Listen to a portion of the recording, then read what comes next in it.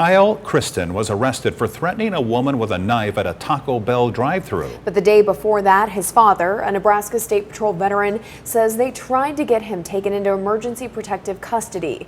Channel 8's Mackenzie Johnson has more details in our top story tonight. Mackenzie?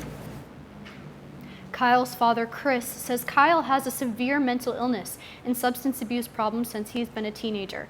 And Chris says he's glad his son is in jail now because of what he did, but he also says it could have all been prevented. Sometimes with people with mental illness, their attitudes can switch as fast as a finger snap.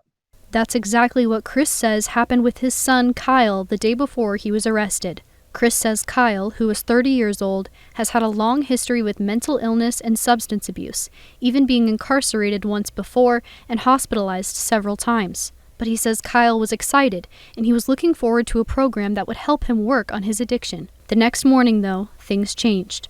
Kyle had taken his grandmother's car and her purse, which had $300 in it, and he bought alcohol and a hammer. Chris was not in Lincoln, so he called Kyle to ask what was going on when he returned to his grandmother's apartment.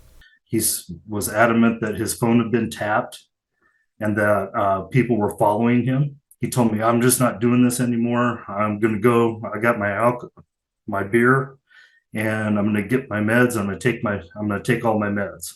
Chris says he then called Lincoln Police and asked them to take Kyle into emergency protective custody so he wouldn't hurt himself or anyone else. In the past, when he gets like this, it doesn't get better. It just gets a little worse, a little worse. I mean, he's circling the drain, and it goes down and down and down until there's a crisis event, which is usually an overdose, a suicide attempt, something like that. Chris has experience in this field. He was in the Nebraska State Patrol for around 30 years and was a crisis negotiator for around 20. He says after some time, the police spoke with Kyle. And again, I'm begging and pleading with him.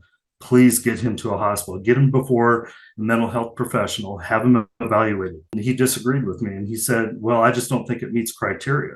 And what's so frustrating is the criteria is not black and white. There's a lot of gray area there. So Chris says the police let Kyle go. We did reach out to Lincoln Police, but they cannot release information about mental health calls because of the nature of the situation. So they were unable to confirm or deny that Chris called to have Kyle taken into emergency protective custody. The next day, Chris got a call that Kyle had been arrested for threatening a woman with a knife and trying to steal her car at a Taco Bell drive-thru.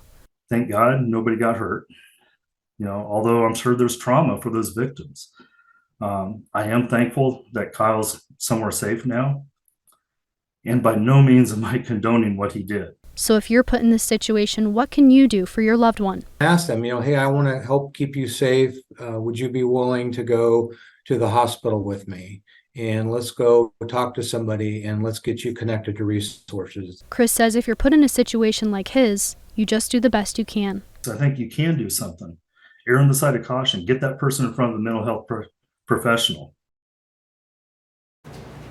And I asked LPD how they decide when someone meets the criteria for needing to be taken into custody, but they were unable to talk about that today. To find more resources for substance abuse, you can visit our website at klkntv.com. Mackenzie Johnson with our top story tonight. Thank you very much, Mackenzie.